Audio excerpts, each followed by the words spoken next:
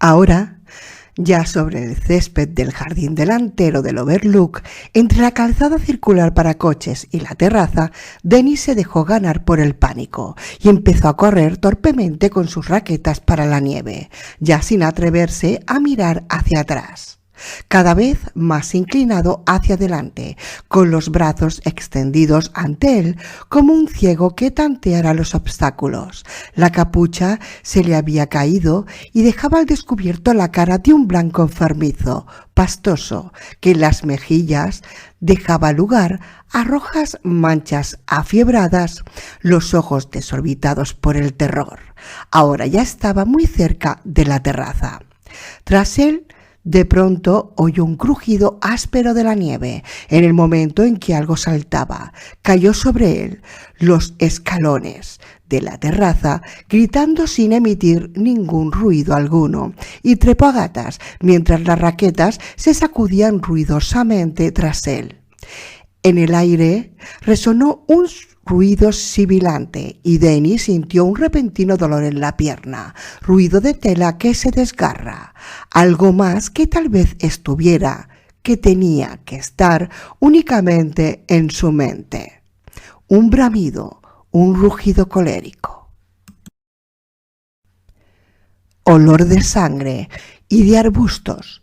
Cayó en la terraza cuán largo era, sollozando roncamente, sintiendo en la boca rico, metálico, un sabor a cobre. El corazón le golpeaba como un trueno en el pecho. De la nariz se le escurría un hilillo de sangre. No tenía ni idea de cuánto tiempo llevaba allí tendido cuando se abrieron las puertas del vestíbulo y Jack salió corriendo, sin más ropa que los tejanos y un par de zapatillas. Tras él venía Wendy. «¡Denny! ¡Doc! Denny, por Dios, ¿qué te pasa? ¿Qué sucedió?» Papá lo ayudaba a levantarse. Por debajo de la rodilla, Denny tenía los pantalones desgarrados. Además, el calcetín de lana de esquiar también estaba desgarrado y en la pantorrilla se le veía un raspón superficial, como si hubiera intentado abrirse paso a través de un seto verde muy vivo, muy tupido, y las ramas lo hubieran rasguñado.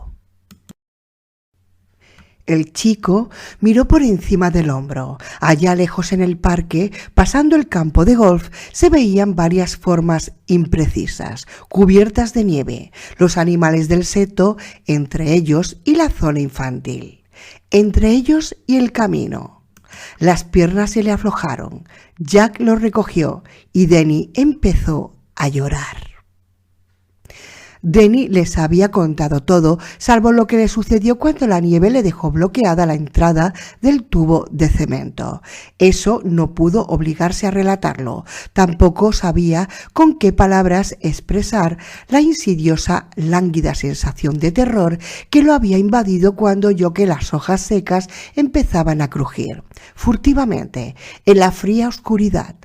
Pero sí les habló de ese ruido suave que hacía la nieve al desmoronarse, del león con la cabeza inclinada y las paletillas tensas por el esfuerzo de salir de la nieve para perseguirlo.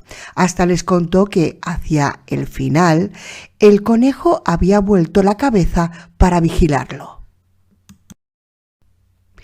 Estaban los tres en el vestíbulo. Jack había encendido un rugiente fuego en la chimenea. Denny, envuelto en una manta, estaba acurrucado en el sofá, donde hacía como 1.000.000 de años se habían sentado las tres monjas, riéndose como chiquillas mientras esperaban a que disminuyera la cola formada frente al mostrador. Tenía en las manos un jarro con sopa de fideos y sentada junto a él, Wendy le acariciaba el pelo. Jack se había sentado en el suelo. Parecía que sus rasgos hubieran ido cobrando una expresión cada vez más impasible, cada vez más rígida a medida que Denny contaba su historia. En 2 ocasiones sacó el pañuelo del bolsillo de atrás del pantalón y se lo pasó por los labios irritados. Entonces me persiguieron. Sí, me persiguieron, concluyó Denny. Jack se levantó y fue hacia la ventana, donde se quedó dándoles la espalda. El chico miró a su madre. Me persiguieron. todo el camino hasta llegar a la terraza. Denis se esforzaba en mantener tranquila la voz porque si conseguía mantener la calma era posible que le creyeran. El señor Stenger no había mantenido la calma. Había empezado a llorar sin poder contenerse, de manera que los hombres de bata blanca habían venido a llevárselo porque si uno no podía dejar de llorar, eso significaba que se le habían aflojado los tornillos. Y entonces, ¿cuándo volvería?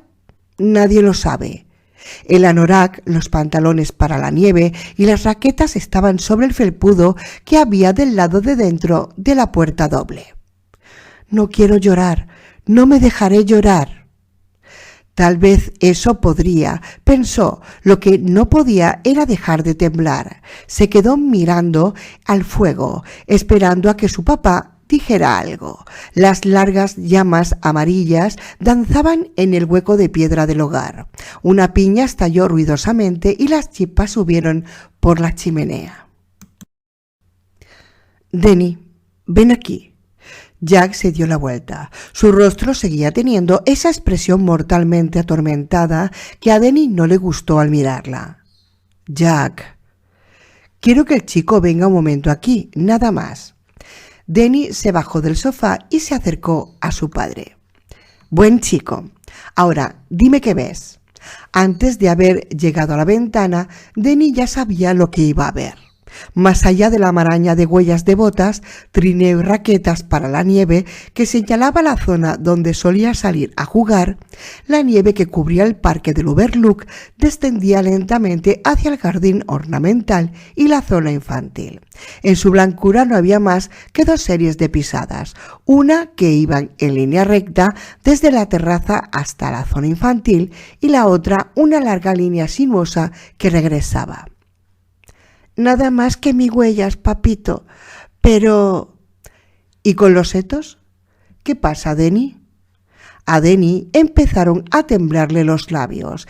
Estaba a punto de llorar. ¿Y si no podía contenerse?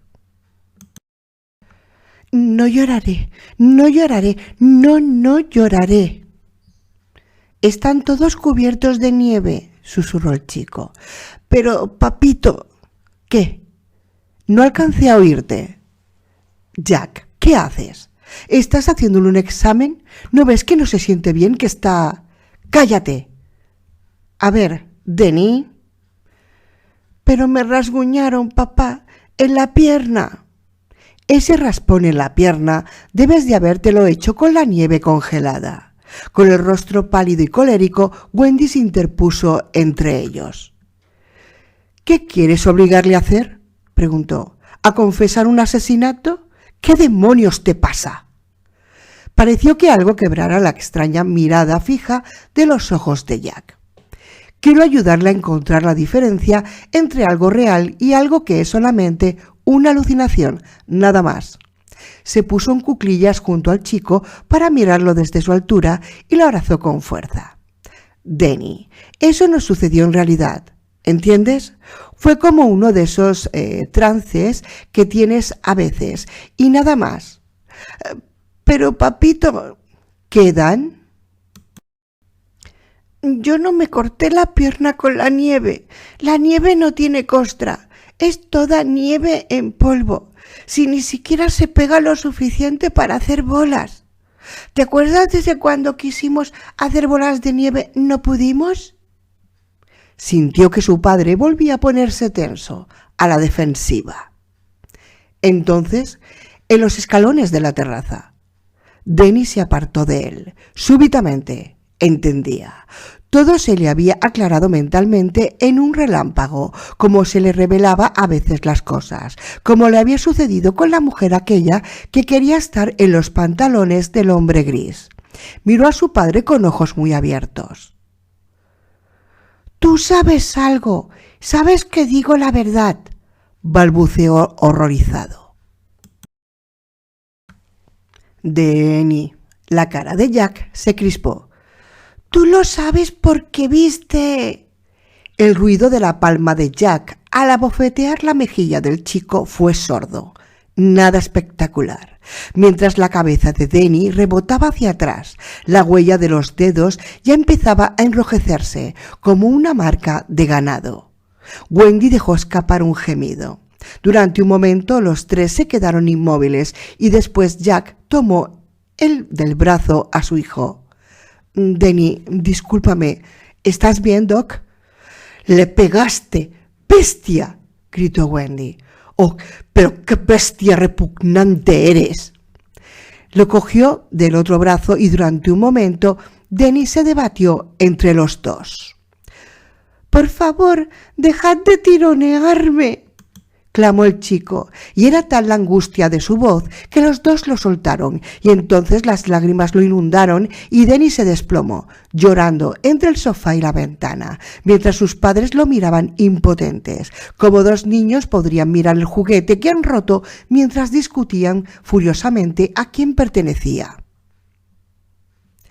En el hogar estalló otra piña, como una granada de mano sobresaltándolos a todos.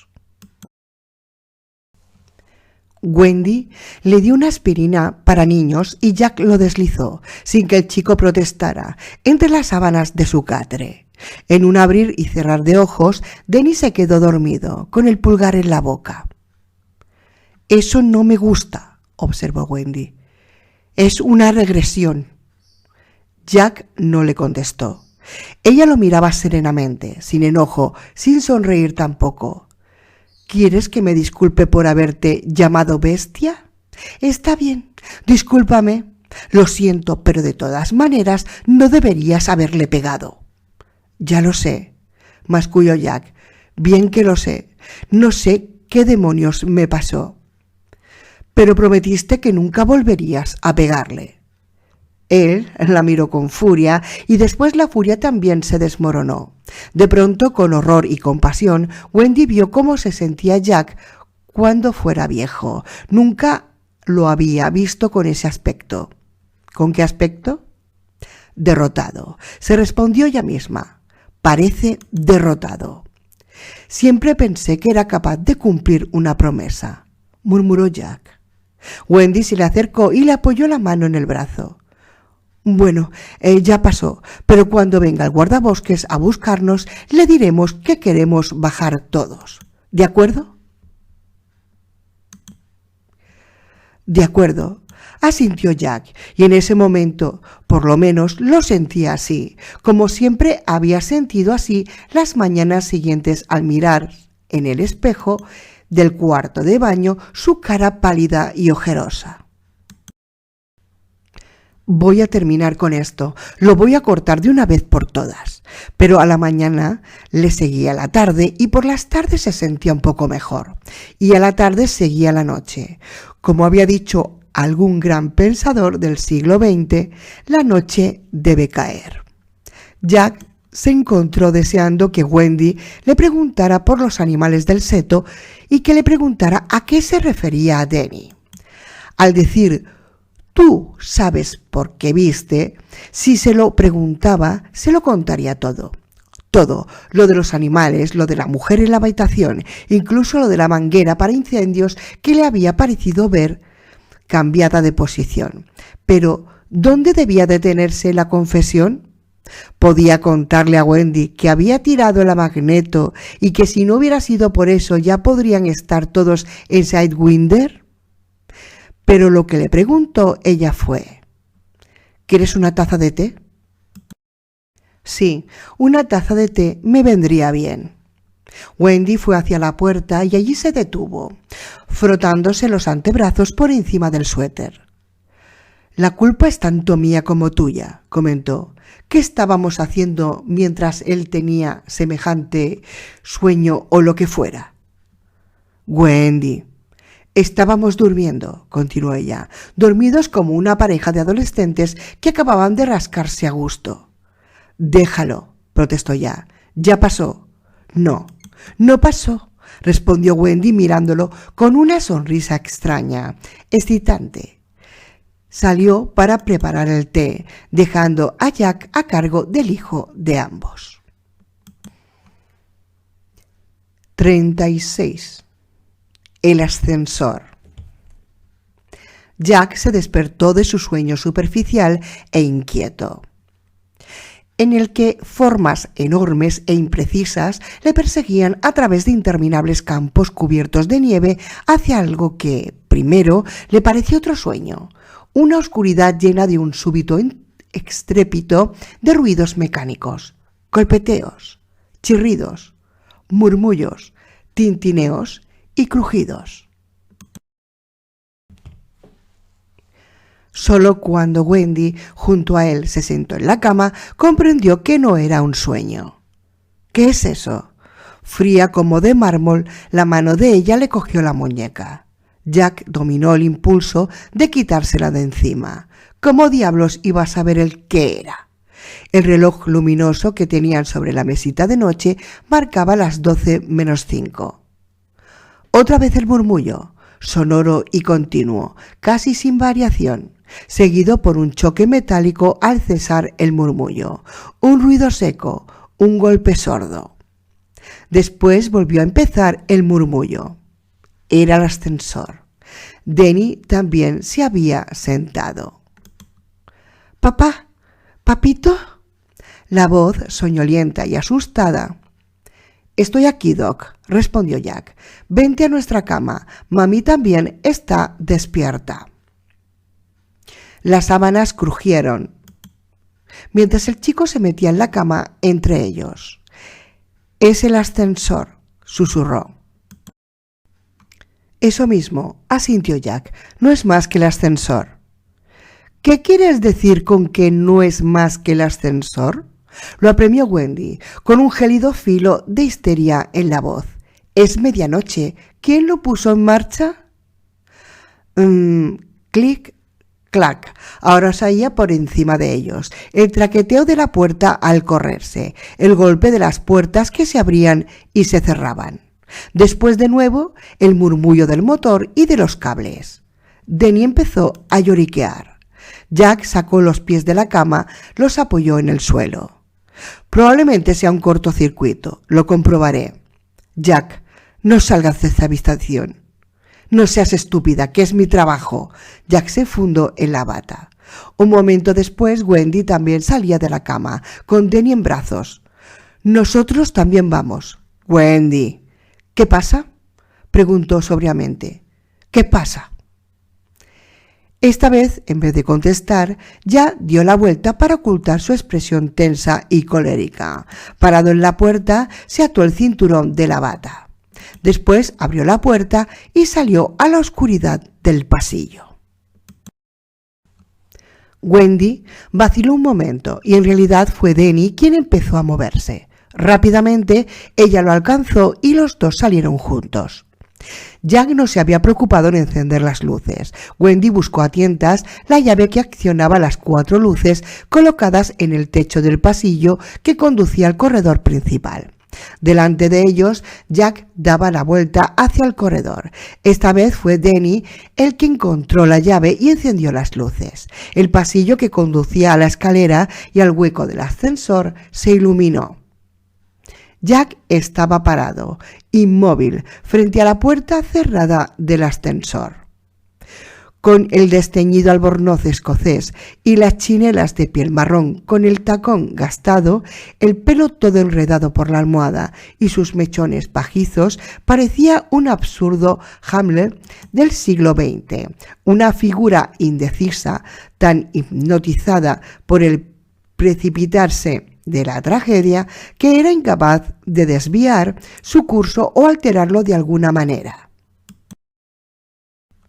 «Jesús, basta ya de pensar semejantes locuras».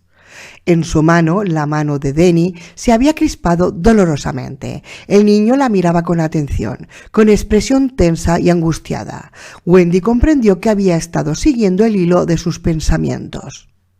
Imposible era decir cuánto era lo que había entendido, pero Wendy se ruborizó, casi como si su hijo la hubiera sorprendido masturbándose.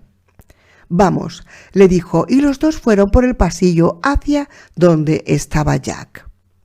Allí los murmullos, crujidos y golpes metálicos eran más fuertes, aterradores en una forma inconexa, aturdidora. Jack estaba mirando con afiebrada intensidad la puerta cerrada. A través de la ventanilla en forma de rombo que se abría en la puerta del ascensor, a Wendy le pareció ver los cables, que vibraban levemente. Estrepitosamente el ascensor se detuvo debajo de ellos. En la planta baja oyeron el ruido de las puertas al abrirse. Y... ¿fiesta? ¿Por qué había pensado en una fiesta? La palabra le había aparecido simplemente en la cabeza, sin razón alguna. En el Overlook, el silencio era total e intenso, salvo por los ruidos escalofriantes que le llegaban por el hueco del ascensor. Vaya fiesta que debe haber sido. ¡Qué fiesta! Durante un momento, apenas una imagen tan real que parecía un recuerdo invadió la mente de Wendy. No un recuerdo cualquiera, sino uno de esos que uno atesora, que guarda para ocasiones muy especiales y al que muy rara vez se alude en voz alta. Luces, centenares, tal vez millares de ellas. Luces y colores, el ruido de los corchos de champaña, una orquesta de 40 instrumentos tocando el In the Mood de Glenn Miller. Pero Glenn Miller había pasado de moda antes de que ella hubiera nacido. ¿Cómo podía, pues, tener un recuerdo de Glenn Miller? Miró a Denny y lo vio con la cabeza inclinada hacia un lado, como si oyera algo que ella no alcanzaba a oír. El chico estaba muy pálido. ¡Zap! Allá abajo las puertas se habían cerrado con un golpe sordo. Se oyó un murmullo quejoso mientras el ascensor empezaba a subir.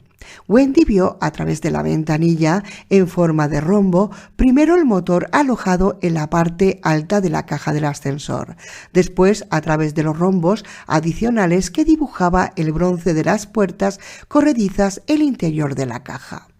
De la parte alta del ascensor salía una luz amarilla. Venía vacía. La caja venía vacía. Estaba vacía, pero... La noche de la fiesta debían de haberse metido allí por docenas, amontonándose allí dentro, sobrepasando el límite de seguridad, pero claro. Y entonces era nuevo y todos llevaban máscaras. ¿Qué máscaras? La caja se detuvo encima de ellos, en la tercera planta. Wendy miró a Denny. La cara del chico no parecía tener más que ojos, los labios apretados hasta quedar exangües. Eran una línea de terror. Sobre ellos volvieron a resonar las puertas de bronce. Se oyó cómo se abría la puerta del sol. Se abría porque era la hora. Había llegado el momento. Era el momento de decir «Buenas noches». Buenas noches, sí. Estuvo encantador. No, realmente no puedo quedarme ahora para el desenmascaramiento. Acostarse pronto. Levantarse temprano. Ah, ¿sabe? ¿Esa era Sheila? ¿El monje? ¿No es gracioso que Sheila vistiera de monje? Sí. Buenas noches, buenas. Zap. Ruido de engranajes. El motor que arrancaba. Gimiendo la caja empezó a descender. Jack, susurró Wendy.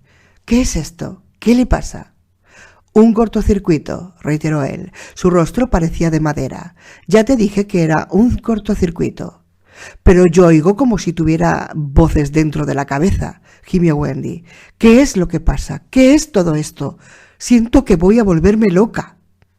¿Qué voces? Jack la miró con dulzura siniestra. Wendy se volvió hacia Denny. ¿Tú oíste? Sí.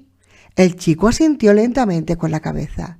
Y música, como si fuera desde hace mucho tiempo, dentro de mi cabeza. La caja del ascensor volvió a detenerse. El hotel seguía silencioso, lleno de crujidos, desierto. Afuera el viento gemía en los aleros, en la oscuridad. «Creo que vosotros dos estáis chiflados», declaró con toda naturalidad Jack. «Yo no oigo nada, maldita sea, a no ser ese ascensor que está con un ataque de hipoeléctrico. Si queréis tener un ataque de histeria dúo, daos el gusto, pero no contéis conmigo». El ascensor volvía a descender. Jack dio un paso hacia la derecha, donde una caja con el frente de cristal pendía de la pared, a la altura del pecho. Asestó un puñetazo al vidrio, que cayó tintineando hacia adentro. De los nudillos empezó a brotarle sangre. Jack metió la mano en la caja y sacó de ella una llave larga y pulida. Jack, no, por favor. Estoy aquí para hacer mi trabajo. Déjame en paz, Wendy. Cuando ella trató de aferrarlo del brazo, Jack la apartó bruscamente. Enredado los pies en el borde del salto de la cama, Wendy cayó pesadamente sobre la alfombra, con un grito agudo. Denny se arrojó de rodillas junto a ella. Jack se volvió hacia el ascensor y metió la llave en su lugar correspondiente. En la ventanilla rombal desaparecieron los cables y se hizo visible el piso de la caja. Un segundo después, Jack hacía girar con fuerza la llave. Se oyó un ruido áspero y chirriante al detenerse instantáneamente en la caja del ascensor. Durante un momento, en el sótano, el motor desconectado se quejó con más fuerza aún, hasta que el interruptor lo apagó y en el Overlook se instaló un silencio sobrenatural. Afuera, en comparación, el viento nocturno sonaba muy fuerte. Jack estaba mirando estúpidamente la puerta gris del ascensor. Bajo el agujero de la llave había 3 salpicaduras de sangre, de sus nudillos heridos. Durante un momento se volvió hacia Denny y Wendy. Ella estaba levantándose, mientras el chico la rodeaba con el brazo. Los dos lo miraban con cautelosa fijeza, como si él fuera un extraño que jamás hubieran visto antes, posiblemente peligroso. Abrió la boca, sin saber bien qué era lo que iba a salir de ella. Wendy, es mi trabajo. «A la mierda con tu trabajo», respondió ella. Jack se volvió otra vez hacia el ascensor, metió los dedos por la rejilla que quedaba al lado derecho de la puerta y consiguió abrirla un poquito. Después pudo echar contra ella todo el peso de su cuerpo hasta que se abrió del todo. La caja se había detenido a medio camino y el piso quedaba a la altura del pecho de Jack. De su interior salía una luz cálida que contrastaba con la oscuridad aceitosa del hueco que quedaba abajo. Durante un tiempo me pareció muy largo. Jack se quedó mirando dentro. «Está vacío», declaró después.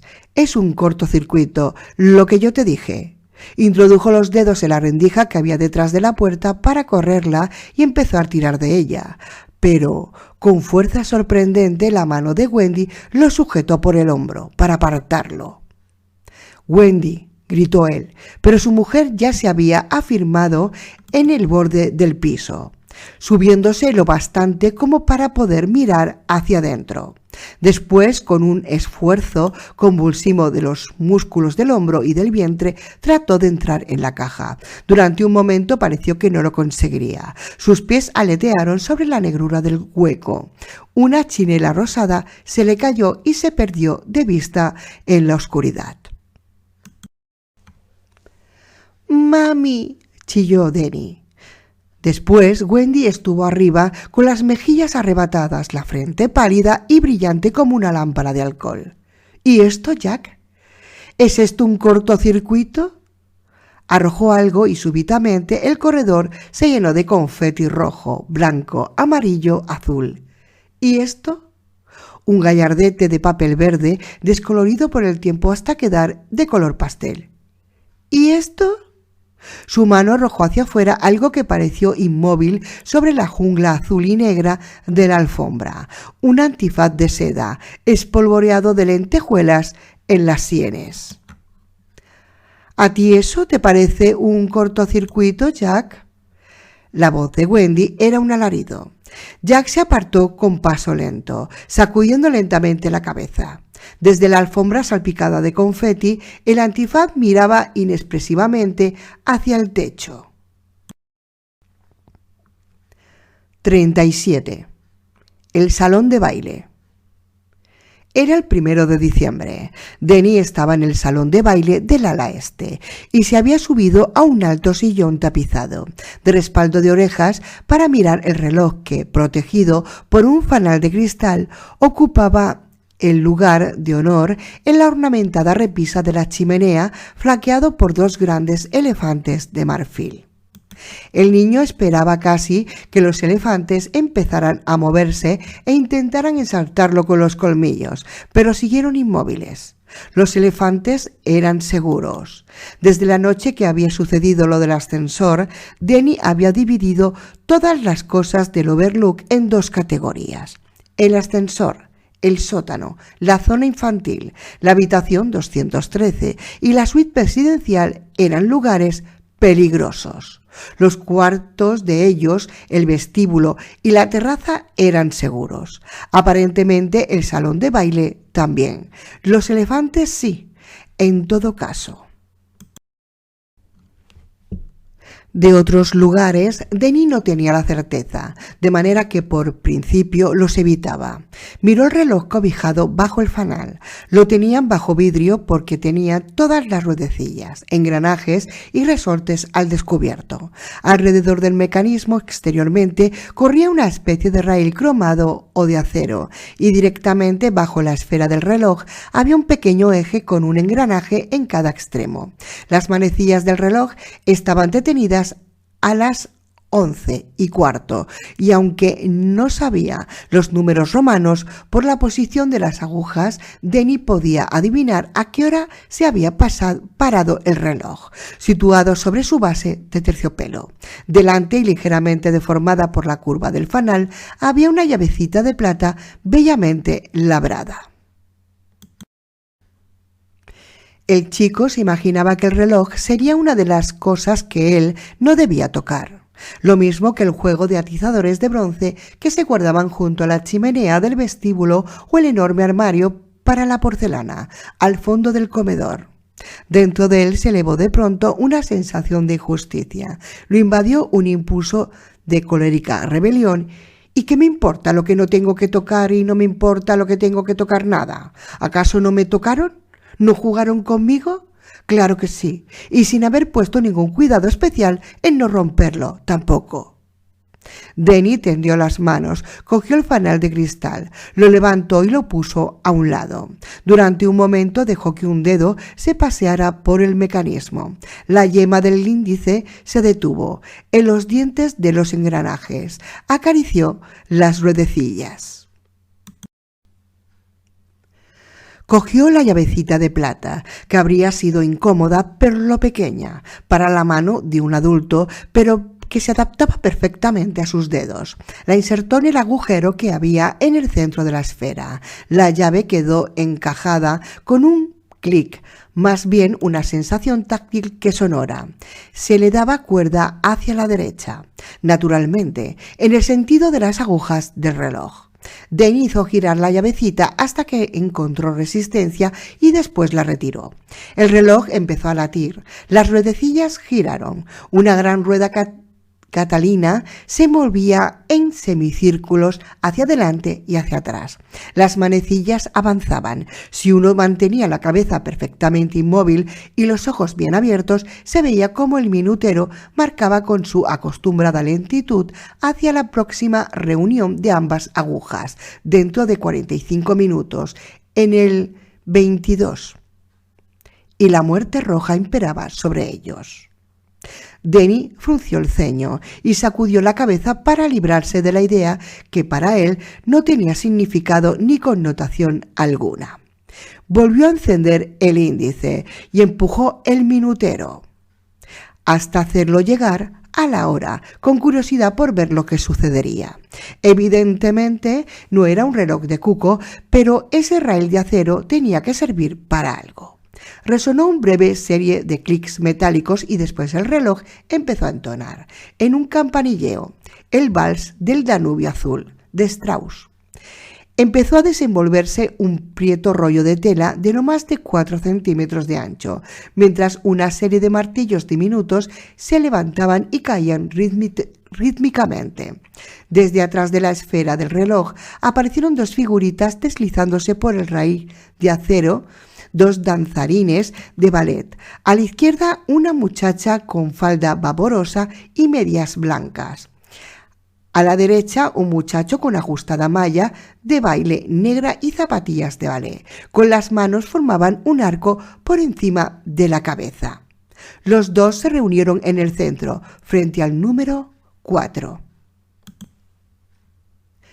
Luego, en el 6.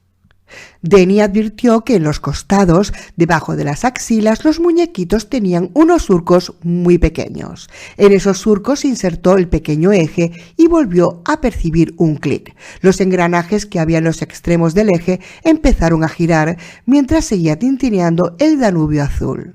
Los dos bailarines se abrazaron. El muchacho levantó a la chica y después resbaló sobre el eje hasta que los dos quedaron tendidos. La cabeza del chico oculta bajo la breve falda de la bailarina, el rostro de ella oprimido contra el centro del leotardo de él, sacudiéndose ambos con mecánico frenesí.